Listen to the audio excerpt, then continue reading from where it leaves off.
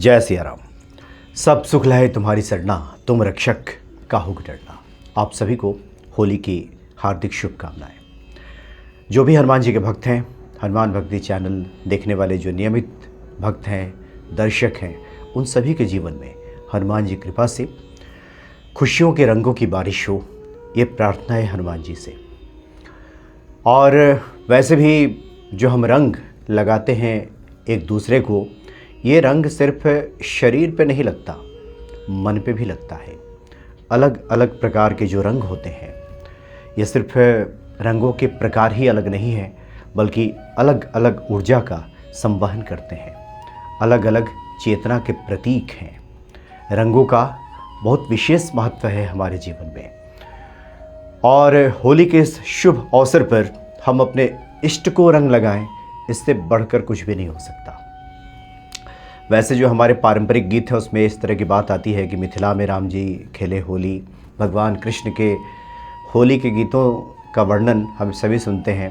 यहाँ तक कि जो पारंपरिक गीत है उसमें प्रभु राम के साथ हनुमान जी के भी होली खेलने का वर्णन मिलता है कि होली के शुभ अवसर पर प्रभु राम हनुमान जी को गुलाल लगाते हैं, हनुमान जी प्रभु राम को रंग लगाते हैं, गुलाल लगाते हैं। यानी इष्ट के साथ, स्वामी के साथ भी होली खेलने का अपना एक विशेष अर्थ है, विशेष महत्व है। और परंपरा के साथ साथ अगर आध्यात्मिक दृष्टिकोण से देखें तो अलग अलग रंगों का अलग महत्व है, और उन रंगों का हम इस्तेमाल अपने इष्ट के साथ होली खेलने में करें तो अलग सुखों की प्राप्ति होती है। अलग अलग प्रकार की जो हमारी कामनाएं हैं वो भी हनुमान जी कृपा से सब पूरी होने लगती हैं, क्योंकि हनुमान जी ही सभी पुरुषार्थ को देने वाले हैं। धर्म, अर्थ, काम और मोक्ष, ये सब हनुमान जी की कृपा से ही हमें प्राप्त होता है। आमतौर पे ज़्यादातर ये होता है कि होली के दिन लोग स्नान आदि क्रिया से निवृत्त होने के पहले ही होली खेलना शुरू कर देते हैं। लेकिन ज़्यादा अच्छा हो कि अपने दैनिक जो हमारे पूजा पाठ है उसको निपटा करके होली खेलें तो ज़्यादा अच्छा है। और अपने इष्ट को पहले रंग लगा लें, उनको अबीर गुलाल लगा दें तो ये ज़्यादा अच्छा है। 4-5 प्रकार के रंग हैं जिसका हम ज़्यादा इस्तेमाल करते हैं, और उन रंगों का इस्तेमाल करके हम अपने जीवन को कैसे खुशहाल बना सकते हैं, अपने इष्ट को कैसे प्रसन्न कर सकते हैं, अभी हम उसी की बात करने जा रहे हैं। इसलिए बहुत ध्यान से आप सुने। जो पीला रंग है, जो गुलाल, जो पीला गुलाल है, ये पीला गुलाल जो है ये आर्थिक तंगी और परेशानियों को दूर करता है। नौकरी संबंधी जो बाधाएं आती हैं, व्यापार में जो बाधाएं आती हैं, ये जो पीला रंग है इन बाधाओं को दूर करता है।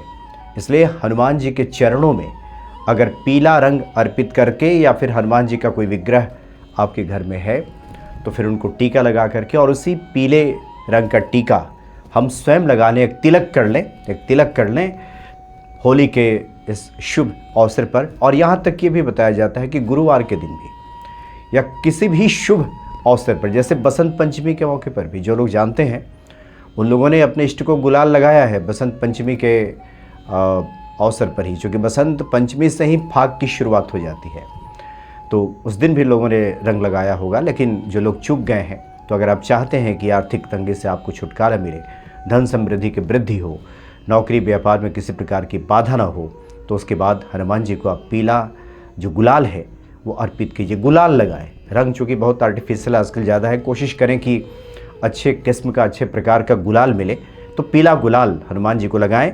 और साथ ही जो ईशान कोण है जहाँ मंदिर स्थापित है, ईशान कोण में कुछ छिड़क दे वहाँ पे जो पीला रंग है।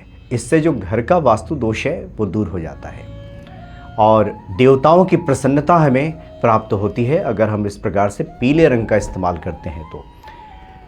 और ये जो लाल रंग है, लाल देह लाली लसै, अरुधर लाल लंगूर, वज्र देह दानव दलन, जय जय जय कपिसूर, ये जो लाल रंग है बहुत प्रिय है हनुमान जी को।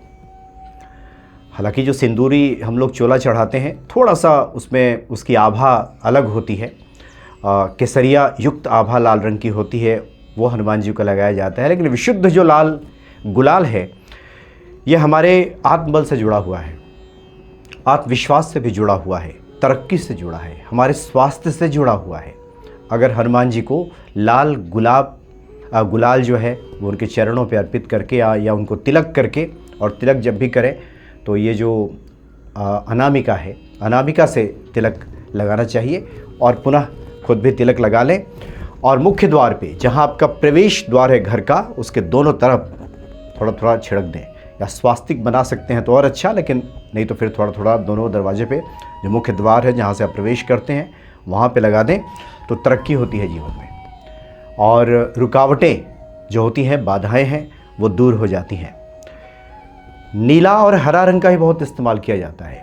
ये जो नीला रंग है, नीला रंग अगर हनुमान जी को अर्पित किया जाए और फिर एक तिलक लगा लिया जाए हनुमान जी को अर्पित करके, तो शनि संबंधी जो बाधा आती है, राहु केतु की जो बाधा आती है, इस प्रकार की जो रुकावटें हमारे जीवन में आती हैं, और ज्योतिषी बताते हैं कि देखिए आपके तो शनि की महादशा चल रही है, राहु केतु की वजह से आपको पीड़ा पहुंच रही है, कार्यों में इस प्रकार से अवरोध आपको मिल रहा है, मानसिक शांति भी नहीं मिल रही है।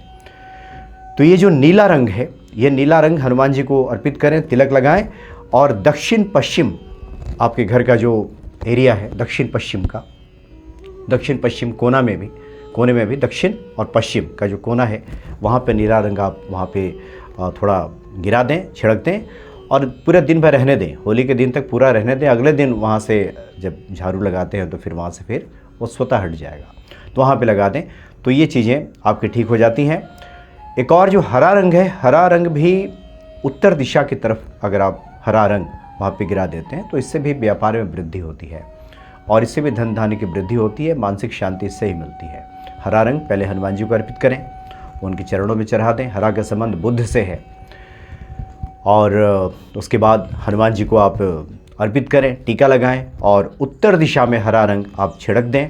तो अब देखिए, इससे आपके जीवन में ये जो मानसिक शांति है वो मिलेगी, कार्य बाधा दूर हो जाएगी, और व्यापार में जो रुकावटें आती हैं, किसी भी काम में हाथ डाला वो काम ही नहीं चल रहा, तो ये समस्या दूर हो जाती है। एक और है गुलाबी रंग। ये गुलाबी रंग बहुत महत्वपूर्ण है। ईश्वर की भक्ति बढ़ाने के लिए, हनुमान जी के प्रति हमारी भक्ति बढ़ जाए, इस रंग का बहुत बड़ा महत्व है। ये जो गुलाबी रंग है, प्रेम और आकर्षण का संबंध है, इससे प्रेम बढ़ता है इससे, गुलाबी रंग से। तो ये गुलाबी जो गुलाल है, गुलाबी रंग का, इस गुलाल को हनुमान जी के चरणों में अर्पित करें, उनको अनामिका से टीका लगा दें, और फिर स्वयं टीका लगाएं, और उसके बाद उनको प्रणाम करके हनुमान चालीसा का पाठ कर लें, और हनुमान जी को भी आप शुभकामनाएं दें, उनसे प्राप्त करें, आशीर्वाद प्राप्त करें, और कहें कि आपके जीवन में भी जो खुशियों के रंग हैं वो घुले, और पूरा जो साल है वो मंगलमय रहे, जीवन रंगों से भर जाए, इसमें किसी प्रकार के उदासी न छाए, जीवन में उत्साह से भरा रहे ये जीवन।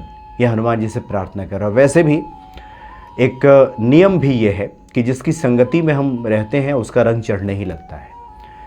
जिसकी कहा जाता है कि संगत से गुण आवत है, या संगत से गुण जात, बांस फांस मिश्री सब एक ही भाव बिकात।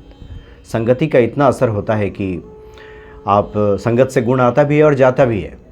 तो बांस फांस मिश्री जो एक विशेष प्रकार की जो बच्चे खाते हैं मिठाई, वो बांस के लकड़ी में लगाई जाती है, और उसकी कीमत भी वही हो जाती है।